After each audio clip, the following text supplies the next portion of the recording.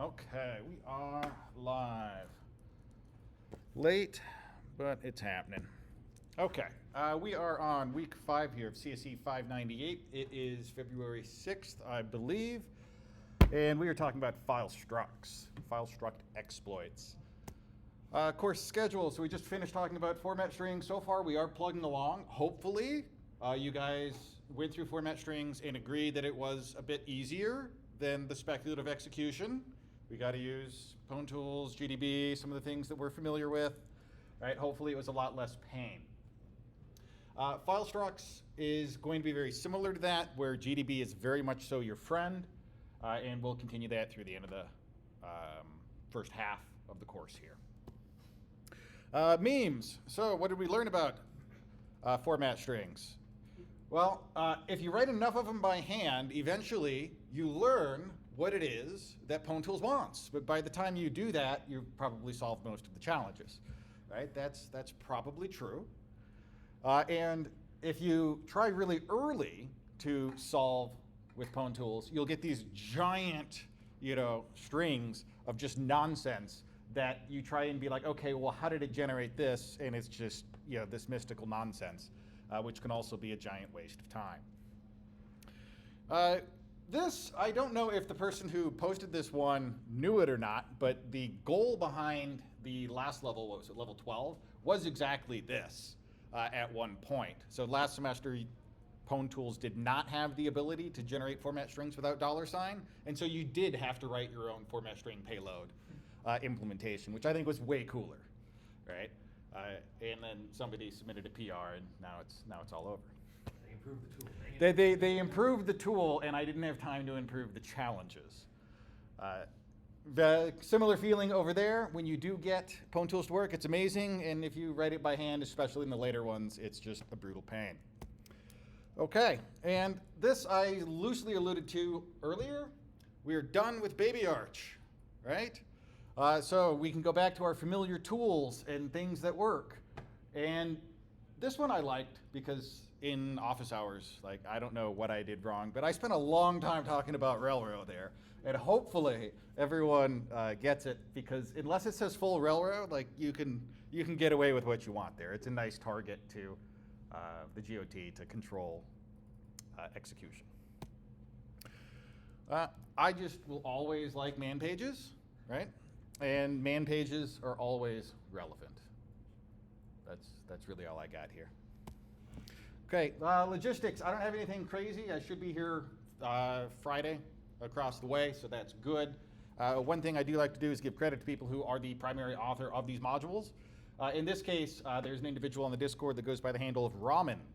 If you see them, they are actually the author of the file struct module. They did a master's here at ASU, and this was part of their master's.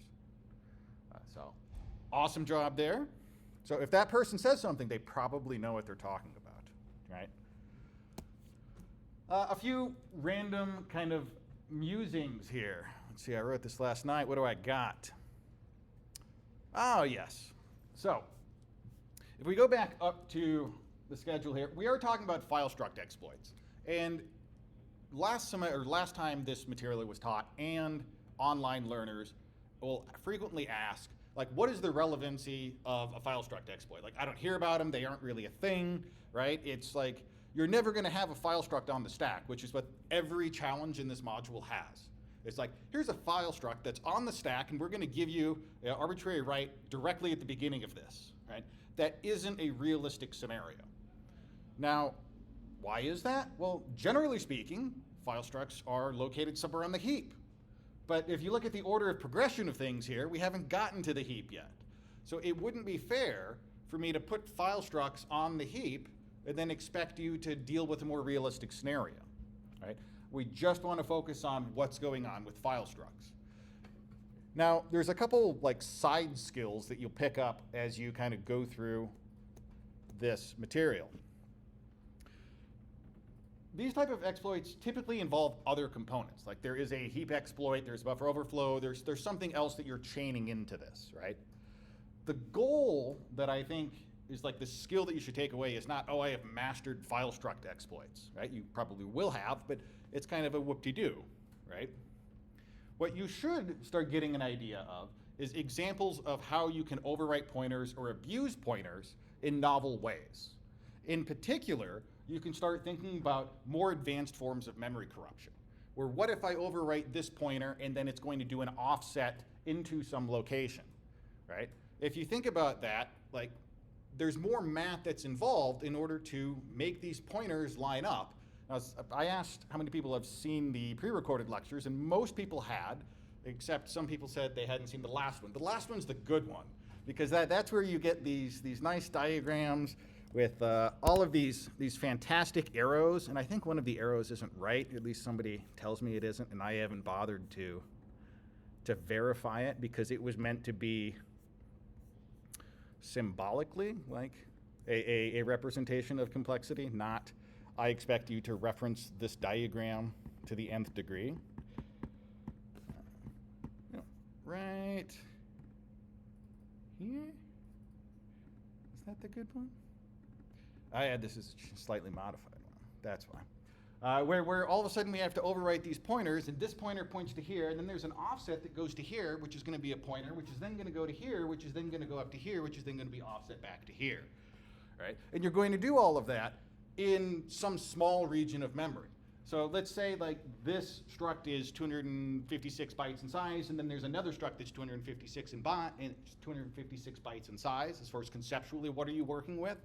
You can do all of this pointer nonsense with like 32 bytes, despite the fact that the structs that you are representing, right, or like faking, are in total 500 and some odd bytes.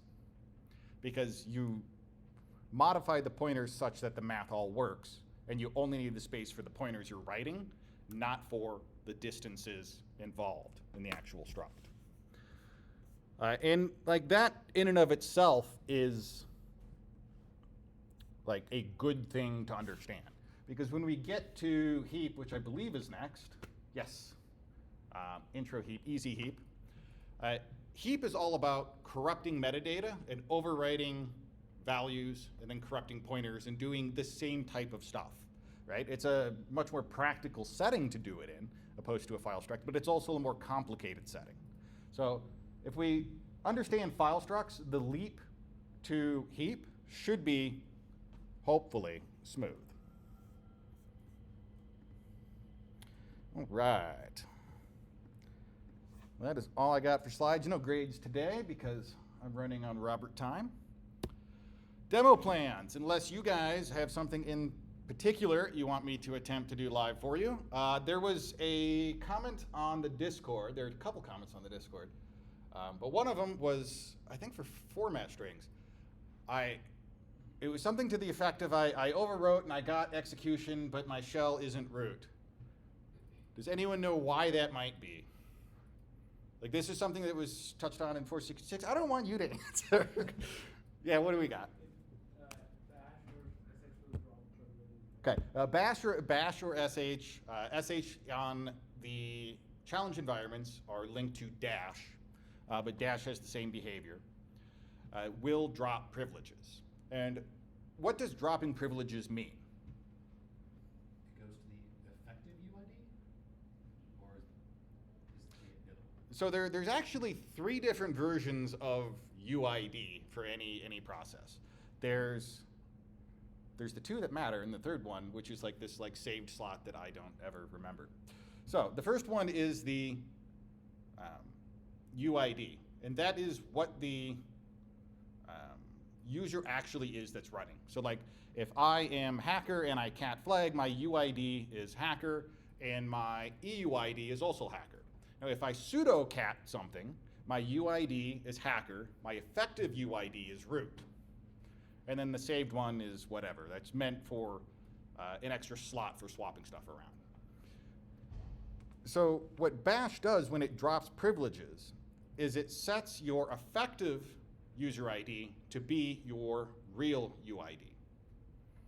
And so the way that you can prevent that behavior is just by setting your UID before you call bash. Because then bash can do that same motion, right? It can drop you down to your UID from your EUID, and both of them are root, so it doesn't make a difference. And so you can address that by just calling setUID before you exec your shell. Now this is also kind of a hidden thing.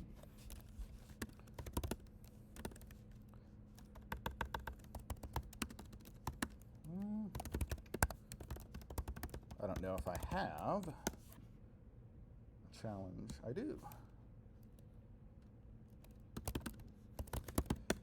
With system.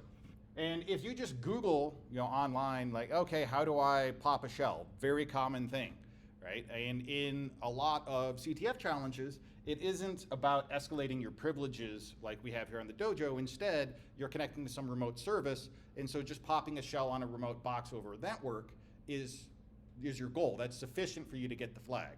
And so in a lot of write-ups and contexts that you'll see, the goal will be to just pop a shell and it doesn't matter whether it's privileged or not, but that's not the case on the challenge environment, right? Now, system is also something you'll see a lot. And if we read the man page, because man pages are all knowing here, system is equivalent to doing this right here. Execl bin sh sh-c. So if I did system cat flag, is that going to drop privileges? I saw a head that said no. Why no? So if I am exploiting some binary that we have that's setUID, right? And as soon as I get shellcode, right, I can run shellcode on this binary, right? And my shellcode calls system cat flag. Is that going to get me the flag?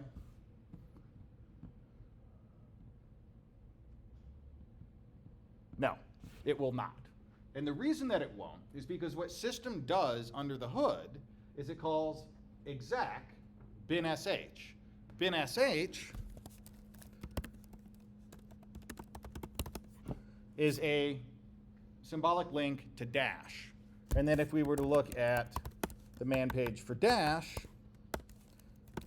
we'd find somewhere in here, in order to not drop privileges, you have to pass this -p argument, right?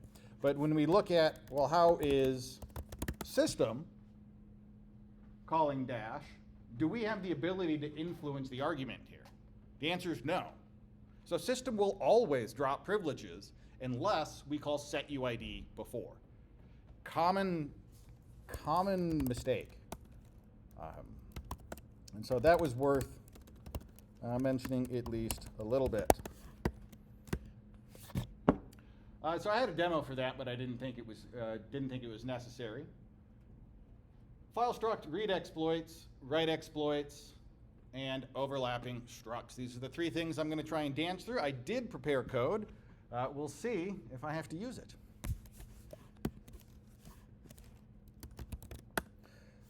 So, one of the things that was asked on the Discord that I was trying to make a demo for, I think it was you, sir. You asked, and I almost typed a response, but I wanted to have a proof for you, was for, and it was worded wrong. So one of the things that I say in this class is like read to memory or write from memory, right? And the reason that I say that is because of this module. Because when you call read, what are you doing?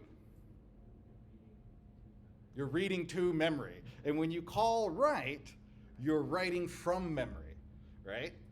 And so we end up in kind of this scenario where people will say, well, level 2 is an arbitrary read, and I'm calling read, and then I'm like, what? I have to go look at the challenge and think about it here, because I'm like, wait a minute, if you're reading, then you're going from a file descriptor to memory, which means the primitive you have is an arbitrary write, right? And so we end up in this like weird limbo doublespeak, right?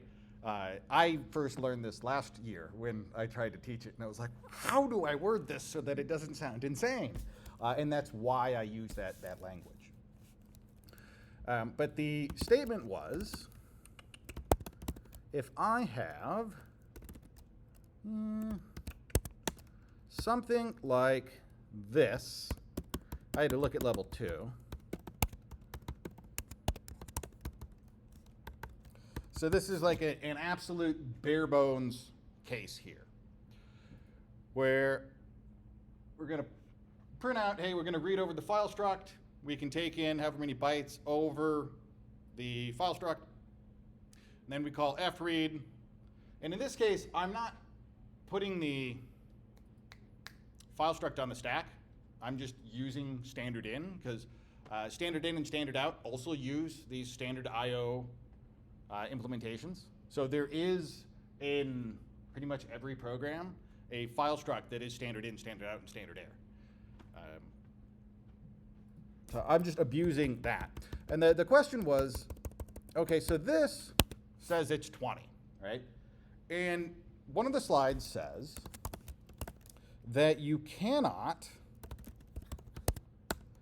this is all the same stuff that is in the pre-recorded videos, so I don't feel I'm ruining your day here.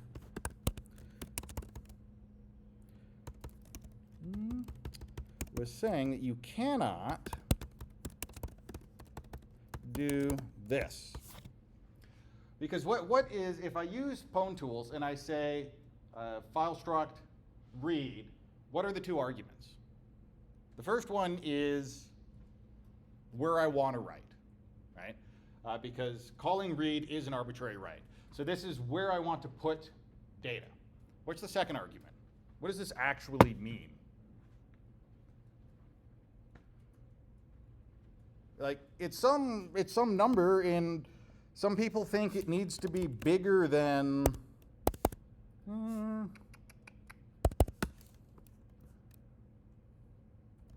this. And my lecture slides say that it can be equal to or bigger than this. Right? And it's great that my lecture slides say one thing or another, but like, what is this number? It's just this magic number. Robert says it must be big, so let's put a big number there. Like that's fair, right? If that's how you want to think about it. So I have these great diagrams. They're actually not great. They are like the bane of my existence, moving these pointers around. Would you believe me if I told you there's a scenario where the buffer is used for reading and writing, and then you like have like triple the number of pointers going on, but I didn't feel like explaining that scenario because it's insane. So what you essentially have here is just some like array, right? Some group of bytes. And when, yes, good, I'm even on reading to memory. When you read, say I call read and I read, I don't know, 5 bytes, right, on fread. It's going to try and fill this whole buffer if it can. So if standard in has, I don't know, 100 bytes, and I read 5, it's going to be like, okay, hey, let's fill this up. Let's do it in one IO operation. And then when I get those 5 bytes from the user land perspective, it's like, okay, we filled this up, and then we mark what we've read already. And so this is, if you're familiar with it, like a circular buffer, right? And so this is, next time that read gets called, if we're 5 bytes in, it doesn't need to actually call read underneath. It's just going to reference this pointer and give however many bytes it has. And so the limiting factor here is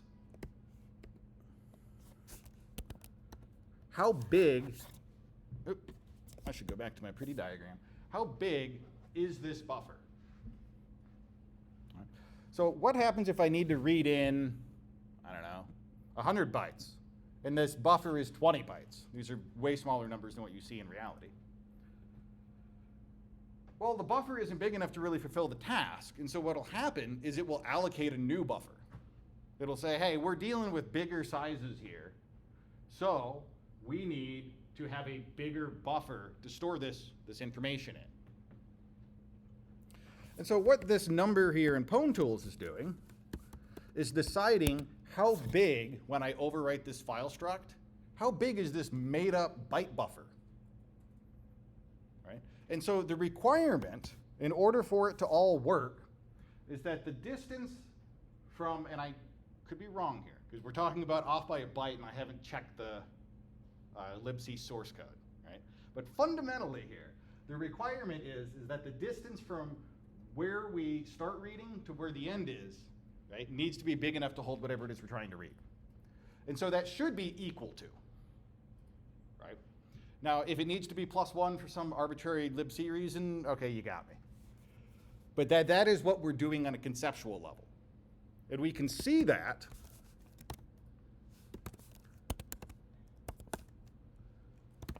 inside of tmux, the superior multiplexing tool.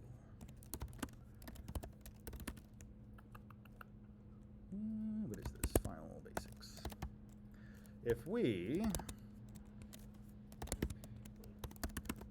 I'm going to go no PIE because that's just better.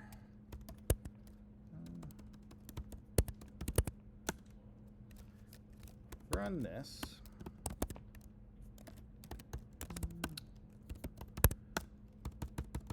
Inside of GDB, and our FP read is 20, and we should be able to run this.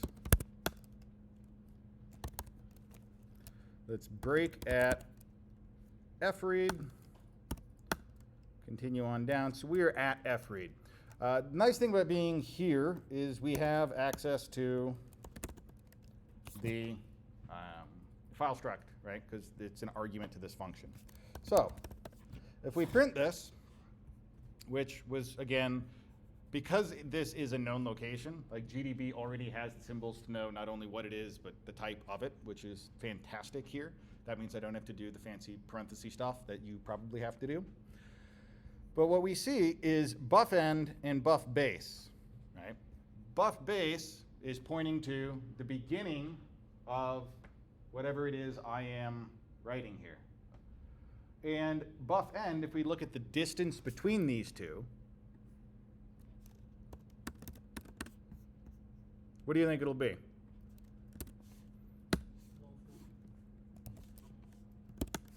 It's 20.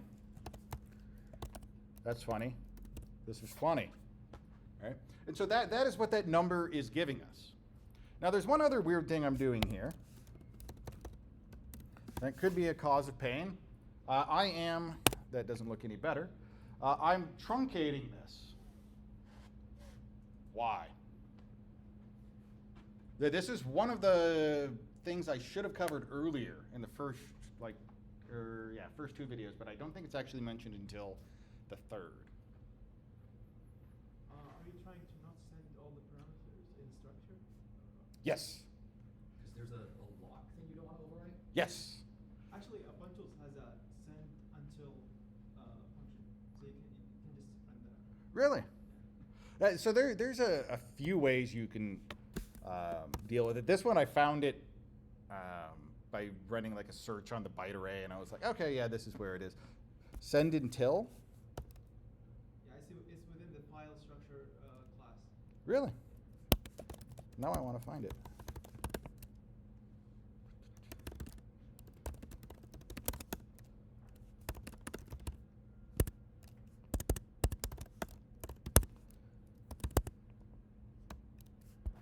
I feel tricked here. It's str until. S. Str until. Str until. And then Ooh. then you put whatever. For example, you can say like block or whatever. Oh, that is awesome. Good find. So if you are like me and learning new stuff every day, one of the ways that you can, if you have IPython up, is you can type the name of the function, double question mark, and you'll get the help text to explain what's going on there. Awesome. I did not know about that one. Okay. So, hopefully that 20 makes some sense there, right? Now, unfortunately, in this example, if I continue on here, it is not going to output as if it worked. I was trying to prove this because you asked that question, whoever it was, like 5 minutes before I had to go out the door to get here. And so I was like frantically like trying to make a base case example to prove that the equals case worked. and I was not successful in 5 minutes. The question to ask for why you're truncating is what file struct is Pwntools creating when doing FP read? Yeah, so there's a few nuggets in there in that statement from Twitch. And I will get there in a moment, I suppose. So if we make it 21, as the observant person on Discord said, it also doesn't work because I can't properly comment stuff out on my code. That's because I need this, not this, because I did not write separate exploits. I just shared the code across.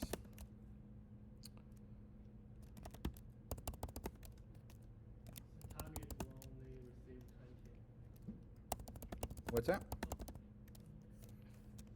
And now it showed the secret value. And so what we did here, I should probably,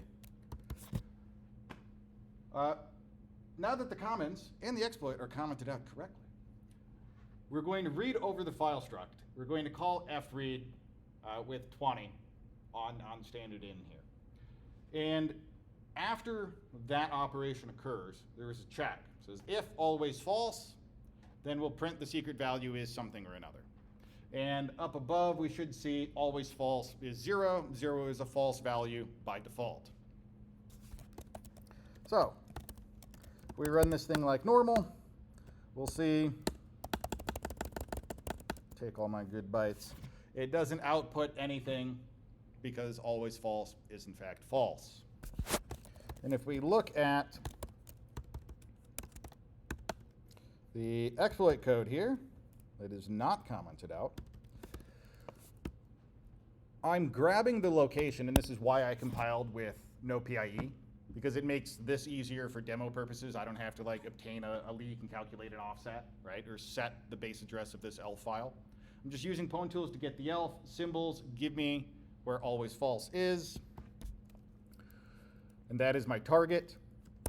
I call FP read on the target, and then I make sure my buffer is big enough to accommodate that, so that way standard IO doesn't allocate a different buffer and change it out from underneath me. Right. Now, what Twitch was alluding to here was, what the heck is FP read? So there's a few ways to kind of deal with these file structs. And I don't know that any of them are particularly better than the other. I like string until. Right, that may be my favorite now. So make sure you set your context before you make a file struct, because it does influence the struct that you get. If you don't set the context, your file struct will not work. So now I have this guy. Now if I call FP, is it what, fread? No, it is just read, and I give it a 102, a 304. So that's my address. And then I give it some size of 20. What does this generate when it's called? It gives me a byte array, right? And so what I'm doing in the example there is I'm taking this byte array, and then I figured out where in here is the lock, and I made sure that I truncated it at 72 bytes, because apparently 72 bytes is where the lock is. Alternatively, and this is how I figured out what the lock was, you can just have FP, which we see is printed out here, and you can call bytes on FP, which again gives us a byte string. Now what this allows us to do by doing this instead of just FP read is we can manipulate or set any of these other values that are in here. So if I wanted to set the lock, because I don't know where the lock is, we'll set it to some magic value.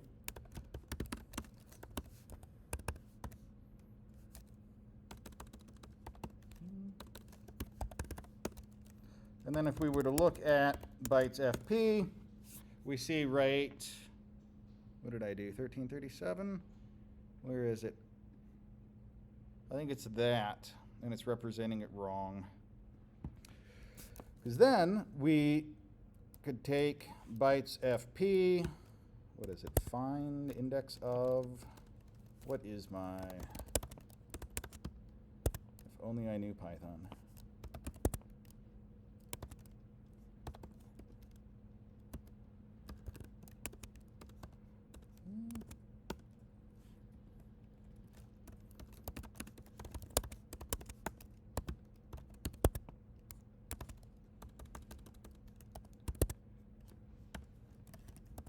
Somebody has to know Python.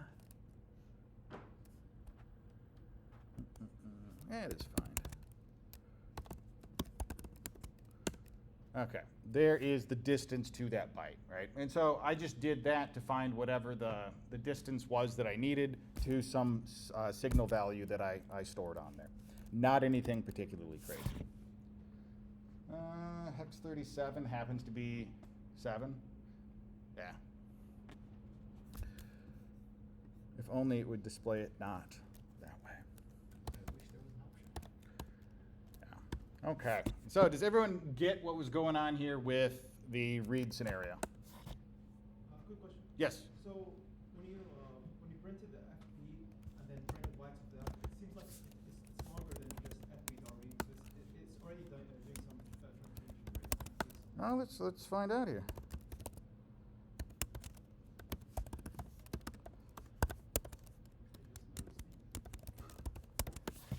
Yes. What's that? So I just noticed these. Yeah, I should look at those, but I don't.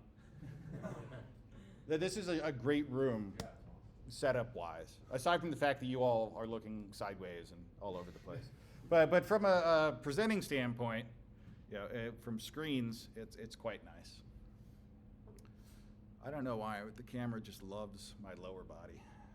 There's no fixing it, guys. Yeah, so you are correct that it is doing some truncation there already. But clearly not enough in some instance. And so those are two different ways that we can work with that, right? And then we had the string until as well, so there's 3. And so depending upon what it is that you are trying to do, will determine what you want to do. Because in later levels, you will need to overwrite things that are on the other side of this lock. What are the requirements of this lock for those that did watch the 3rd video? When you do your references, it's supposed to be 0. Yes. Right? It's, you can think of it kind of like a semaphore, right? Except in reverse. So if it's 0, then the standard I/O implementation knows that it can mess around with this region of memory, right? Nothing else is. And so that is the requirement there. Okay. Any other questions about read?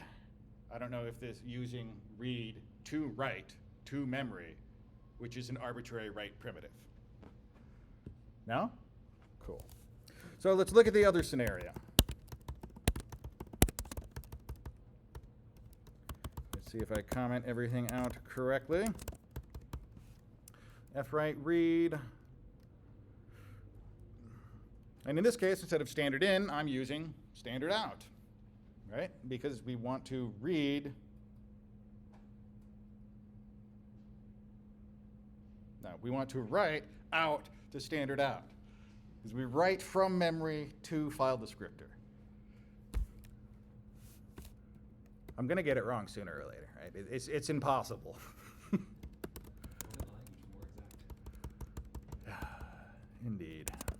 Okay, so we've got this. It's looking good. Let's compile this. Again, I'm going to go no PIE because it makes life great. We'll go over here to our exploit. We'll do the reverse here. Ah, that's what somebody was trying to tell me.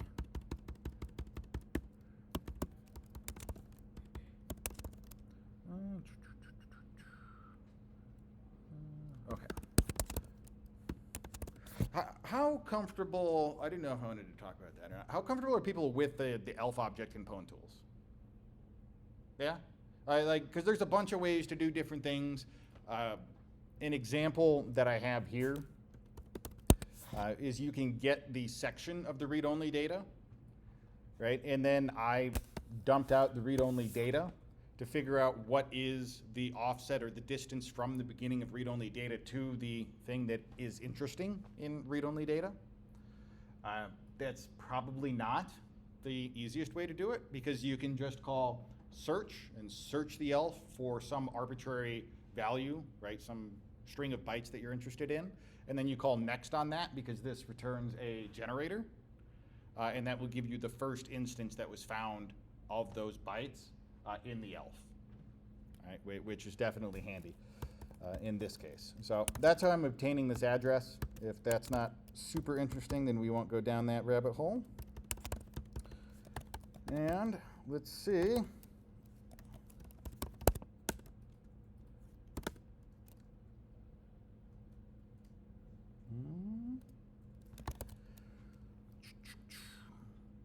What did we do?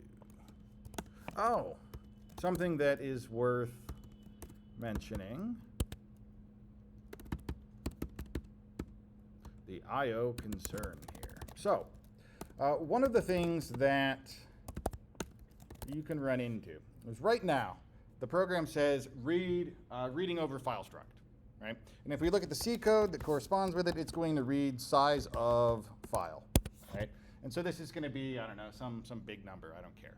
I'm probably not writing that number of bytes, right? Because the size of a file is going to include the lock, and it's going to include these other members that I don't want to mess around with and overwrite.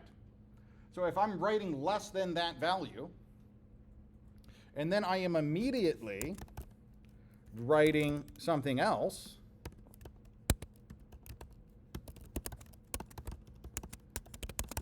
what can happen here? Two things.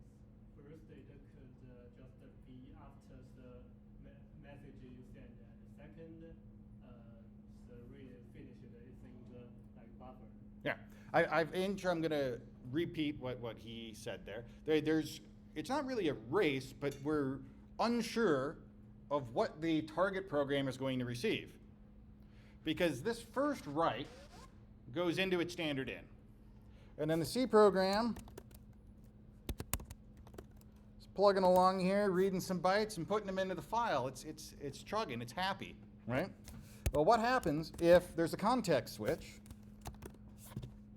and our exploit code runs, and then it puts hello before the challenge finishes reading that file? The challenge doesn't realize that these were two separate writes, and instead it'll read it all in as one continuous thing, and that will cause problems, because you'll now be overwriting stuff in the file struct that you didn't intend to, and you will end up blocked on a follow-up read if you have it, because now the bytes that you intended to go to the second read aren't getting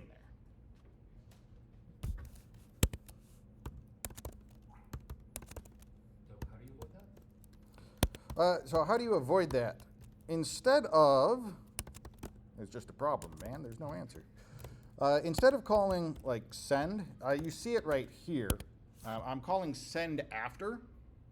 What send after is doing is, it's the same as if I did p receive until, and then p send, right? We're just packaging that together. And so this keeps me in lockstep with what the program is doing, right? This goes back to kind of that insane discussion that I hope we don't have to revisit about is what does sleep do, right? Because in theory, you could sleep there, and eventually it'll sort itself out. But clearly in practice, it does not. And so if you have the ability to lockstep like this, that is probably the way to go. Do you agree? Yeah. All right. I'm going to ask this man. He knows a lot. All right. Twitch is just chilling. We got 15 minutes here. Let's figure out why this isn't happy at the moment. What are we searching for? What are we doing? Okay, we're getting this target that's going here. Let's pretend it's this off by one thing. All right, let's do that. All right, I'll just trust the Discord.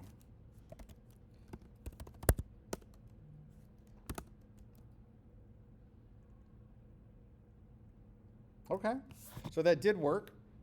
Now there's something interesting here that's worth mentioning. First let's show this binary behaving normally, because then you'll have some context of what the heck is going on. So it says it's reading over the file struct. We give it nothing, it does nothing. It's not particularly interesting. However, if I overwrite that file struct with, I don't need hello. If I overwrite that such that the write will come from the target to standard out, then it will start reading from secret value. Where is it hiding up high? It should be in C file. Ah, yes. It's hiding up high there in the C file. And so instead of writing this boring value, which is what it will do by default,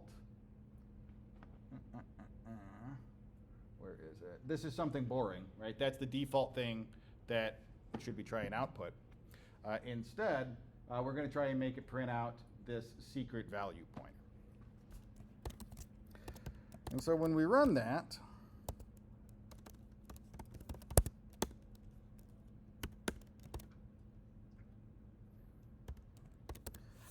we see now we get our secret value. But then we also get some additional garbage, and this is showing up before calling fwrite. Well, that doesn't make a lot of sense, does it? We're supposed to be exploiting fwrite. Right? Well, why do you think that's happening? In fact, assuming I'm not completely insane, I think we can compile this like this.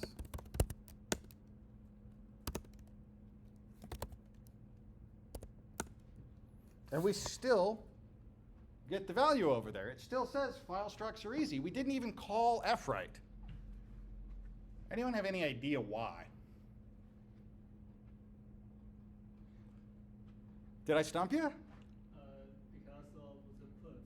Okay. Okay. I was hoping. I was like, maybe I got him. I didn't. All right. Yes. It's because of the puts. Right. Puts is still writing to standard out. And we said standard out is still backed by a file struct. And so we didn't even really need this fwrite, because the act of calling puts is going to interact with that file struct that we've already set up so that it goes out. And that's why we see it when we think about this, just array of bytes that is our circular buffer. This is for read, but if we find the write one, there's some bytes that need to get flushed out, right? And so what we've done when we set this up is we've said, hey, there's some stuff here that you already need to flush out. And then when puts calls, well, here's the next stuff that needs to go out, and that'll fill the buffer, which will then flush out to standard out. And so we didn't even need to call fwrite, because puts is doing the write for us that is causing that mechanism to occur. All right, now for the real good one, overlapping structs. With 10 minutes to go, we'll see if I turn it into another railroad fiasco.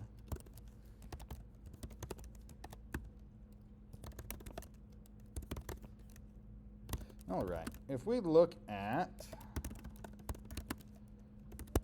this guy, this is not a challenge. What I have here is a target string that says this will not be printed. I have some secret struct. My secret struct consists of a 256 bytes that'll be a name, meant to be a character array. I have a next pointer because this is essentially a linked list.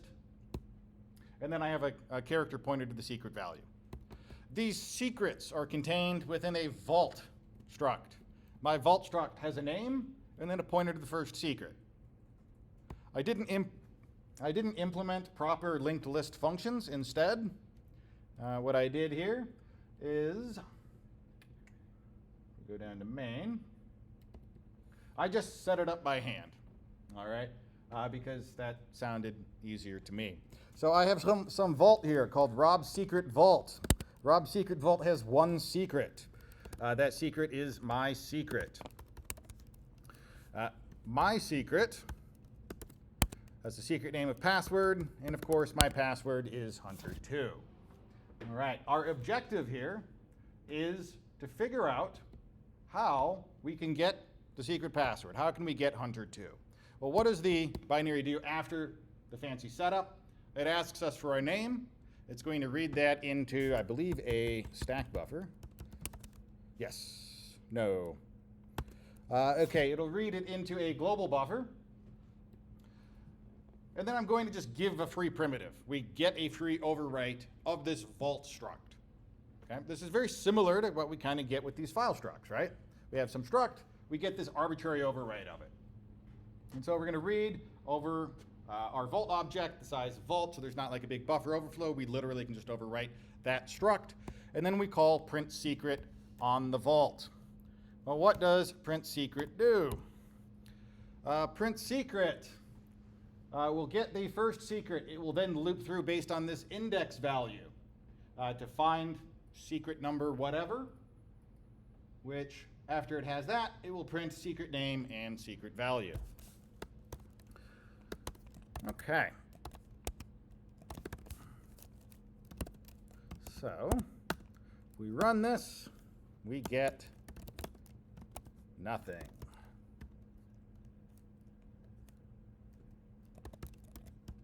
What I want to get is this target thing that will not be printed. So what we need to do is build something insane that looks like our vtable example here, where we have all of these structs and I have all of these pointers. Now you have to know a little bit about the size of things in C. What is the size of an int? I got it wrong last week and somebody corrected me. It's 4 bytes. Right? What's the size of a character? It's 1 byte. What is the size of a 256 byte character array? So, no. It's 256 bytes. That is an interesting gotcha there, right? But if it's declared as an array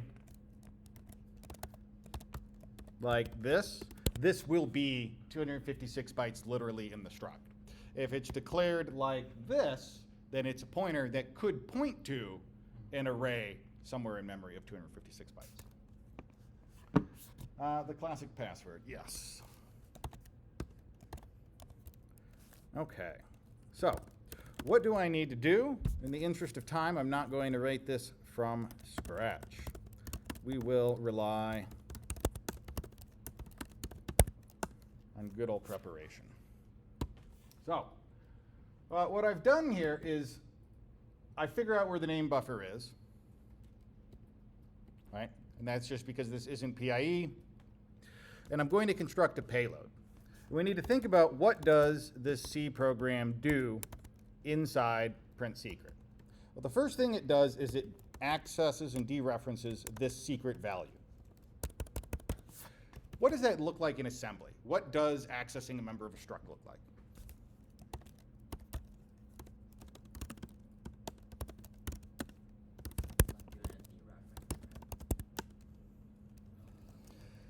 No.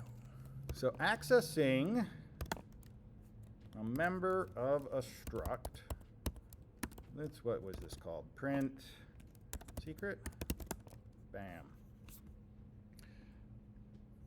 Now, if we go back to the C code, we'll see that the first argument is a pointer to vault, right? And the first thing that we do here is we are getting that secrets member from the vault. So what register has the first argument of a function? RDI. So RDI apparently is going to get stored here. What I'm looking for is, move here, right here, 23. So RDI is going into here for whatever reason. Then we're pulling it back out into RAX, right? And this is the base address of that struct, right? And so when we say RAX plus 20, this is saying the base address of the struct plus 20. Why is it hex 20? Well, hex 20 is 32. So we can think about this in the literal sense in order that it's presented. We're going to take the beginning of struct. I want to skip the first 32 bytes because that's the name. I want to get this pointer that is secrets. And so if we break at, I don't care about that. I don't care about that. Right, we have, there's our RDI, and if we examine, I don't know, 20 giant hex, it's going to be way too many. At RDI, there will also be a string at RDI, which is ob's secret vault, because I entered a new line that overwrote the R when I tried to just skip that. I should hit Control D instead. And so now we have ob's secret vault. Well, what is that? That is the string of the vault. So what should be just after that? Based upon what we've seen here. Right after ob's secret vault should be a pointer to a secret. So what is that? Should be, I think, this right here. That looks like hex 20. And so if we examine the, say, 20 giant hex at that, okay, well, we don't have a whole lot, but we got this, and this certainly looks like ASCII, so let's treat it as a string. All of a sudden, we found password, right? And that's the first member of the secret. So what we need to do is navigate this over such that the pointer inside vault right here, I can overwrite vault, but overwriting vault itself doesn't control the pointer that is displayed.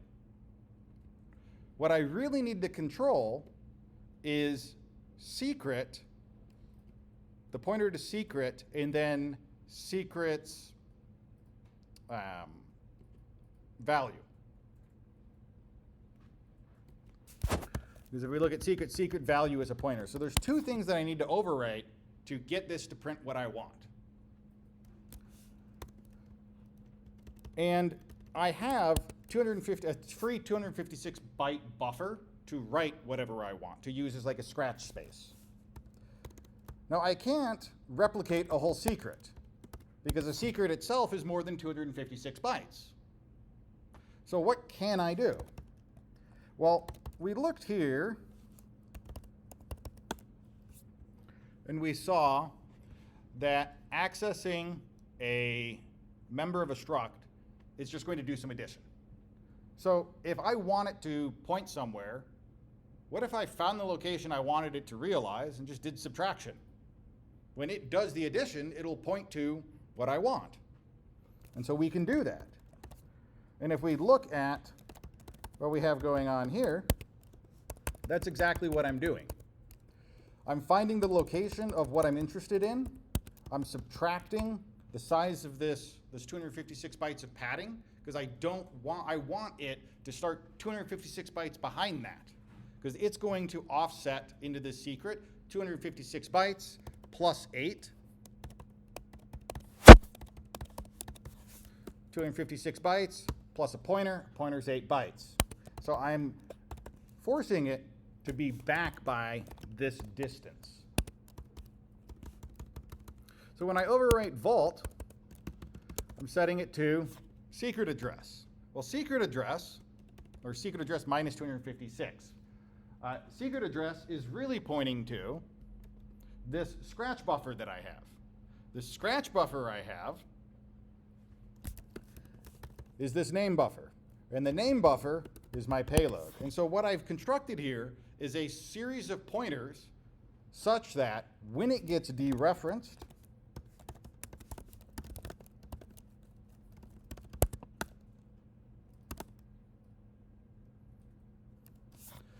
we see secret value up there. This will not be printed, is printed. Now, the way to reason through this is to pay very close attention as far as file structs are concerned. The third video has like a 30-minute Robert going through GDB of doing this, which is what I wanted to do today, but I will never have enough time to try and cover these things in an hour is insane. And so definitely check that out. And then during office hours, if you're still stuck, I'm definitely going to spend time in GDB looking at this again. Not necessarily this example, but maybe even the vtable itself since it's on the pre-recorded. But it's the same concept of where is a pointer, what is the offset, what math do I need to do to make this resolve to where I want. And this can go to the nth degree. So like right here, we are going from vault to secret to my secret value. But we could do this again, add another layer of indirection. So then it's vault secret secret my value. Right? I change this index to 1. I have to update these pointers here so that there are 2 secrets. And then in my exploit,